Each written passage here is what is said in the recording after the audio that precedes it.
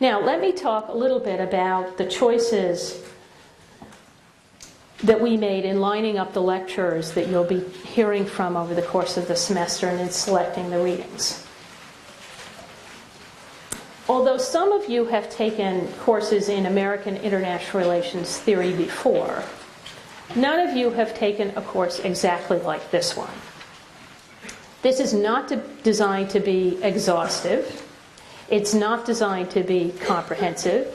It's not designed to provide you with an academic background in IR theory, but to give you instead enough of a variety of perspectives on how the world works today to provoke you to think, and to think independently and to either form or hone your ideas and opinions about how the world works today. What we want you to be able to do is not memorize the positions of various theorists, but to think critically and analytically, to formulate and advocate policy positions that are informed by the best of modern and contemporary social science. So some of this is garden variety IR theory, for those of you who've already had that. And in fact, the readings that were assigned for this week are largely written by and about garden variety IR theory.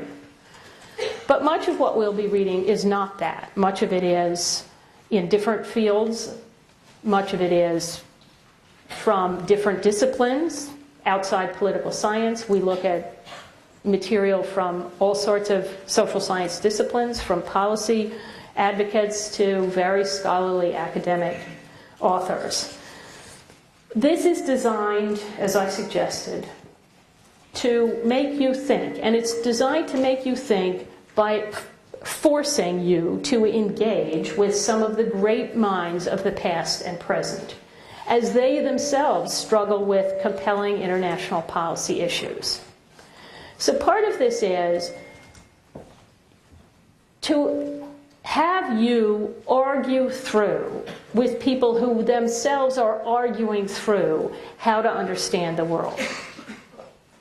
Many of the writers that we're going to be reading over the course of the next 13 weeks are struggling to understand how their world works. Because once they can understand how their world works in their own estimation, they can start advocating policy, what we would call policy.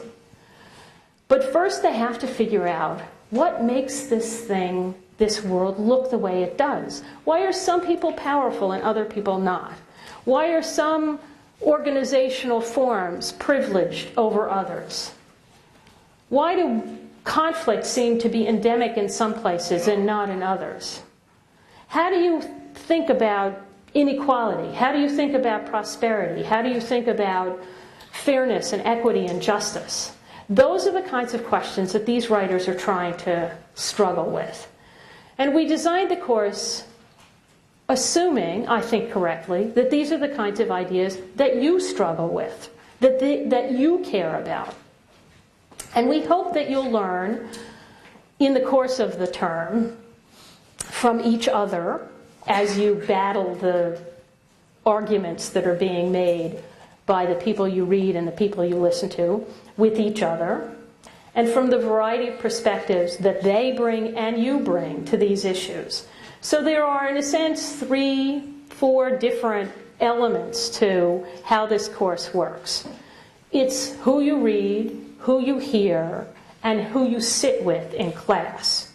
You are yourselves part of the design of the course. You bring different experiences, you bring different perspectives, you bring different educational backgrounds, work backgrounds, values, things that you care about. All of those will go into the mix as each of you tries to hone your ideas about the way the world works. After several introductory weeks, in which you will be wrestling with reading Western social theorists from Hobbes and Locke to Marx and Weber. This is the hard part. This is the slogging through the dead white men part. And I think that's important, and I think it's valuable, and difficult as it is. And the reason why this work is interesting and important, and I urge you to take this part seriously, difficult as it is that when Hobbes and Locke were trying to figure out how the world worked, or when Marx was trying to figure out how the world worked, or when Weber was trying to figure out how, this was at the beginning of the modern era in which we live. And in some respects, they were living in times of dramatic change, not dissimilar to the time we're living in now. And they were trying to figure out a world that was changing before their very eyes. And they were trying to figure out how it worked and what was important and what kinds of dynamics characterized this world. So in a sense, we're going to be reading them for two reasons. One of which is they were actually pretty smart at figuring that out. And some of what they saw resonates through the centuries to today. But also to watch these minds trying to figure out how their world works. Because in modest ways, you ought to be doing the same thing. You ought to be thinking about what it is that makes this place tick. Where is power? Where can you get leverage for the change you want? How does the world with new technologies, with the kinds of changes that we're seeing now, how is it going to shape your careers? So you need to be thinking to some extent in the same way that they were thinking, with the same sorts of ambitions. So think about, when you do that reading, both those things. What did they say, but also how did they approach trying to figure out their worlds? But don't worry, this is not a course on the history of Western political thought.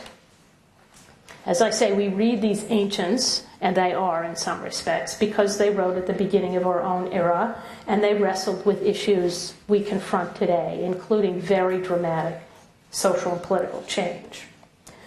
But then we go on to explore more contemporary theory about things like the causes of war and the theories that underlie efforts to promote peaceful dispute resolution, the nature of foreign policy making, of international efforts to promote prosperity through trade and aid. Will it be exploring the origins of the modern state, the corollary notions of states and citizens and rights and identities? Where did these things come from? Says who? Why are we organized this way? Why do we privilege citizenship? What is citizenship anyway? So before we start advocating rights for citizens, perhaps we should know where this idea of citizenship came from. You'll be introduced to a very small sampling of the vast literatures about these kinds of questions. Some of it the conventional wisdom, some of it very critical. All of this is designed, the emphasis on critical analysis, on articulate and informed advocacy, is designed to make you better at what you're going to do. And that brings me to one of the most important of the general points I want to make today. And that is that all public policy is based on a theory, or several theories. Sometimes the policymaker knows the assumptions that he or she is making, and sometimes he or she is not that self-conscious. But all policymakers, all people, have assumptions about how the world works. All people have theories that help them organize the facts which assault them daily.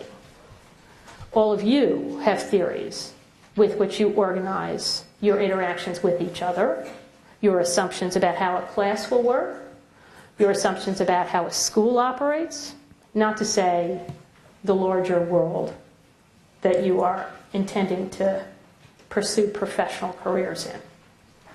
You all have beliefs about what motivates human behavior, about what causes conflict, about how we should measure value, about what the rights of citizens should be, about how identities are formed, and many other things. You have beliefs about those. We could poll you now, and everyone here has an opinion, a theory about these questions.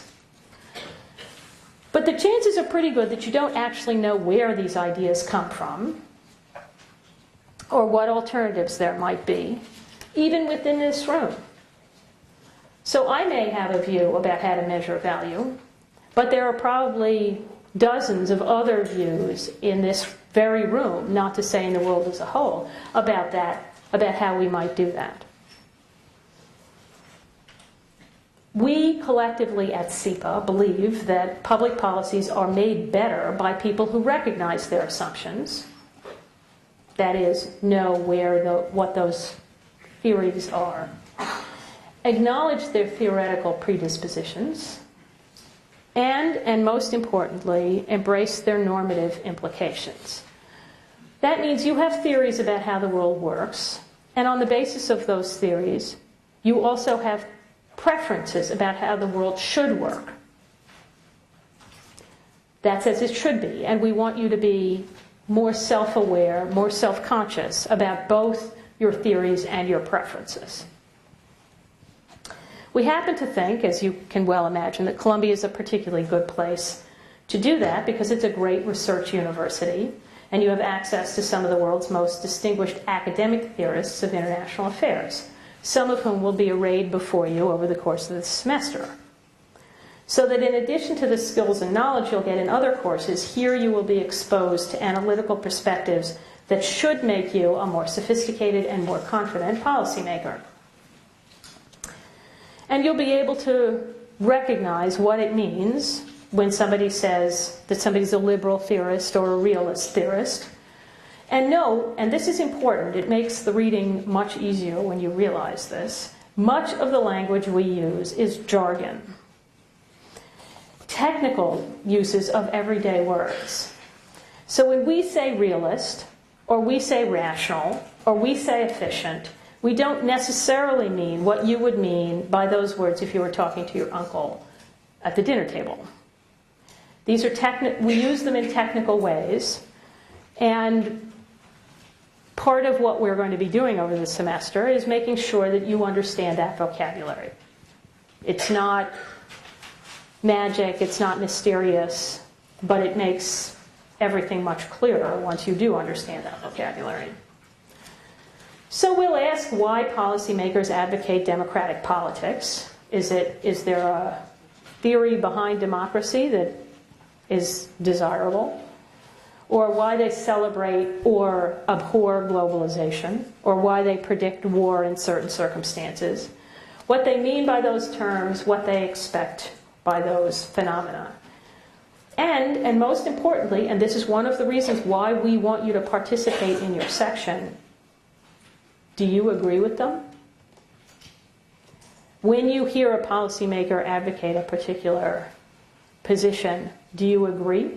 And if you do, why? And if you don't, why not? By the time you're finished with your time at SEPA, if not by the time you're finished with this semester, you ought to be able to answer that question. As I suggested, most policymakers, particularly in this day and age, are reasonably well aware of what their theories are and who else shares them. But keep in mind that that's actually, in the larger scheme of human history, relatively new. For many, many of what we would call policymakers over the course of human history, rulers of various kinds, they learned the theories about human nature and about what was right and wrong and so forth and so on, more from their families than from any formal education. Increasingly, policymakers reflect a formal education like the one that you're embarking on now. And in fact, both kinds of education, both kinds of backgrounds are visible on the world stage today. There are some people, in fact many people, whose policy prescriptions, whose vocabulary, whose view of the world, whose understanding of how the world works reflect exactly the same kind of formal education that you've been lucky to have so far and are going to continue over the course of the next 2 years. But there are a few people, and I will give you an example, for whom that is not the case. Muammar Gaddafi in Libya is a very acute psychologist in the world in which he was raised. A world of tribal identities where kinship trumps bureaucratic position and where reciprocity and barter are as powerful as any stock market. The underlying theories of human nature about markets, about the character of prosperity, about morality and responsibility, and about government that come out of that world are in full view in his manifesto, the Green Book. So should you want to see an example of political theory born of an experience that is virtually completely bereft of formal education in a policy school, you can look at Gaddafi's Green Book. For him, as still for some other world figures, and for many, many ordinary people in the world today, and I think you need to recall that, globalization, whatever we mean by that, but whatever the consensus about globalization is, it represents a bizarre and alien phenomenon, bringing in its wake a complicated jumble of the tempting and the odious. At the other end of the spectrum are people like, and I choose these for reasons that will become apparent, former Secretary of State Madeleine Albright, a very well-educated policymaker. Or, for that matter, the ex-president of Tanzania, also a very well-educated policymaker. Both of them did graduate work at Columbia. Even if they are not always and completely self-conscious about the theoretical foundations of their policies, the marginal utility theory of value that underlines capitalist economics, the liberal conception of human nature that encourages support of democratization around the world, their grasp of the complexity of globalization, however they ultimately assess it, reflects familiarity with ideas that animate it. They're privileged by the ascendancy of the assumptions in globalization that are familiar and congenial. Okay. So there is a privilege in the world today for people who are familiar with its language, understand these kinds of ideas, are educated in its terms, as you are. If you will permit me to remind you, anyone who got into this room is among the privileged, not only materially, but intellectually. You who are here already, even before you finish this course, are among the intellectual and policy elite of the world. You know more, see further, and have more responsibility than the vast part of humanity, now or ever. And among your responsibilities, it seems to me, are self-consciousness and awareness of the limits of your knowledge, empathy for those who see the world differently, and willingness to engage in constructive criticism. That's what this course is designed to encourage you to do. Now, a little about the readings. The readings are, for those of you who have surveyed the syllabus, very heavily weighted toward American theory. American authors, American policymakers, are vastly overrepresented in this syllabus. Now, we could assign Gaddafi's Green Book. It's certainly assigned in universities in Libya. But the assignments in this course are largely from the Western canon and current American academic scholarship and policy analysis. That's partly because you've chosen to come to an American university. You could have gone to school in Libya. And the curriculum will reflect where we are, as I think it should. But it's also partly, let's be candid about this, American hegemony is not only political, but intellectual as well. You aren't in Libya for a reason. Americans produce a disproportionate amount of the rationalization of the world system from which they disproportionately profit. Now, whether this is right or not is part of what I hope will animate your discussions for the next semester. This is for us all to debate and for you individually to decide. But I think it's part of why we design the course the way we do. It's to give you that canon, some critical perspectives on it, and then to require you to debate that with each other and with yourself. This course should give you an opportunity to examine your own assumptions, to strengthen your own self-consciousness about the theoretical traditions your policy positions reflect, and to make you, therefore, a more acute analyst and advocate. The readings for this week are designed to do several things. To outline a variety of the perspectives on international relations in American academic and policy circles today. These are representative, and if any of you have taken an IR course, these will be familiar to you. They're certainly not exhaustive, but they give you as good a taste as you need. They're also designed to encourage you to read analytically, to begin to distinguish between normative argument, how things should be, and descriptive or empirical argument, how things are. Those two are very different, and they're often conflated. And the more you can distinguish as you read, as you argue, as you write yourself, between description and normative argument, the stronger your description will be and the stronger your advocacy will be. They're also designed to encourage you to read critically, finding points you agree with and disagree with, and then thinking about what the implications of agreeing with this particular argument might be for other arguments that are related to it. As I suggested, people have theories about human nature. A couple of years ago, an American neoconservative writer characterized the difference between political tendencies in the United States in the following way. Liberals believe in the peaceful and cooperative nature of mankind. When confronted with aggression and violence, they tend to assume it is motivated by a just cause, such as socioeconomic deprivation or exploitation by foreigners.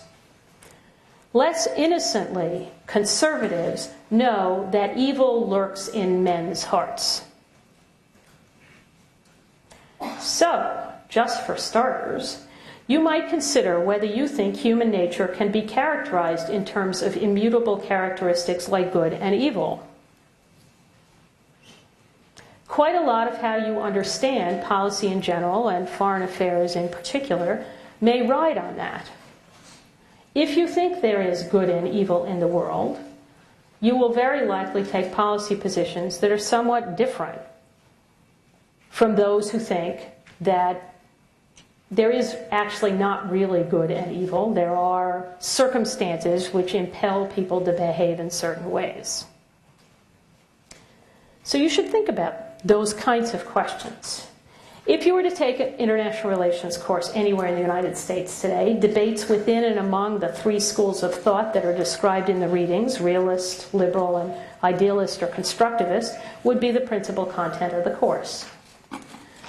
Now keep in mind, as I suggested before, that this is technical language. Liberals are not necessarily unrealistic people, nor are realists without ideals. But these are labels for particular ways of understanding how the world works. Realists like Henry Kissinger, for example, or perhaps in her early days, Condoleezza Rice, look at international relations as comprised of states competing to survive in a lawless world. Oh, sure, there's international law, but it doesn't really determine how states interact with each other, say the realists. The competition uses war and threats of war to prevent other states from aggrandizing power at the expense of the state in question. For realists, in other words, there are the unit of analysis is the state, and the states are competing with each other. International relations is sometimes called a game of nations, as states try to predict each other's moves, balance against or ally with more powerful states, maintain their own position, or the stability of the system. Although realists need not see the world in terms of good and evil, and in fact I would argue that most do not, they do share a predisposition to see the world as a struggle among essentially immutable competitors. Liberals, by contrast, and it is a pretty remarkable contrast, although many people slide into shades of gray, there are pure realists and pure liberals, if you will, like Madeleine Albright or Tony Blair, see states interacting on many more grounds than merely survival and anarchy. And those other grounds, things like economic links, normative or ideological commonalities, the transatlantic alliance, a common interest in prosperity or a commitment to democratic values. These all mitigate conflict and promote cooperation, say the liberals. So that they'll start with states in the same way that the realists do. But then they'll say, but there are other kinds of relationships, not just relationships of competition, that will shape how the states interact with each other. Some liberals actually see some of these other dynamics, economic or normative relations, for example, as equally, perhaps more important than the state in providing an explanatory variable, in providing an explanation of how the world is working. And they hold out the possibility of change. So liberals are much more inclined to see mutability in the system. That there is particularly not only a possibility of change, but they tend to be optimistic. This change is for the better. So you have to think to yourself of whether you think that's plausible or not. Constructivists, of whom there has been no Secretary of State yet, although, read the article by Robert Jervis carefully, Condoleezza Rice in her latter years might qualify. But constructivists may be represented, for example, by Kofi Annan and his tenure at the United Nations, where state behavior was seen more and more as shaped by prevailing definitions of the state and state sovereignty and power, among other things. Neither the state nor the citizen is natural, the default condition of humankind, nor necessarily the building block of international society. And both realists and liberals would argue that those are the building blocks of international society, differing as they do on what that society is like and what the dynamics of that society is. The constructivists would argue not necessarily, perhaps now, but not always. John Ruggie, special advisor to Kofi Annan and one-time dean of the School of International and Public Affairs at Columbia, advocated for the UN's new global compact by arguing, and I quote, "We need to devise a broadly acceptable concept of corporate citizenship in the global community," arguing, in other words, that the private sector was becoming more important in this international society, and that corporations were becoming, if not as important as states, certainly important players like states. If we can devise new concepts, if we can introduce new players into this game of nations, then it is a very mutable system. It's not just that things can get better, but things can change completely. The name of the game, the players at the game, everything can be altered. Whether it's calling it a war on terror or calling it corporate citizenship, the world is a very malleable place. Now, most conventional international relations theorists in the United States are born of the realist tradition. And you will be reading several summaries or overviews of these schools of thought by people who would describe themselves as essentially realists, dismissing the radical critiques as having been shown wanting with the collapse of the Soviet Union, and quick to conclude that realism, or sometimes neorealism, still, despite the changes in the world over the last decade or so, reigns supreme. In these assessments, they, as I suggested, reflect the American academic establishment consensus, a consensus that's still profoundly shaped by the Cold War. Keep in mind that virtually all of the theorists working in these paradigms, just about everyone making policy today, was brought up and trained during the Cold War. So their experience is vastly different from yours. And one of the things that you should think about is the extent to which there is continuing to be, in this literature that you're going to be reading, the contemporary literature, an overhang of the Cold War. Yet, as Robert Jervis suggests, perhaps the Bush administration's policy and the debates that have raged around it reflect genuinely novel, genuinely post-Cold War schools of thought.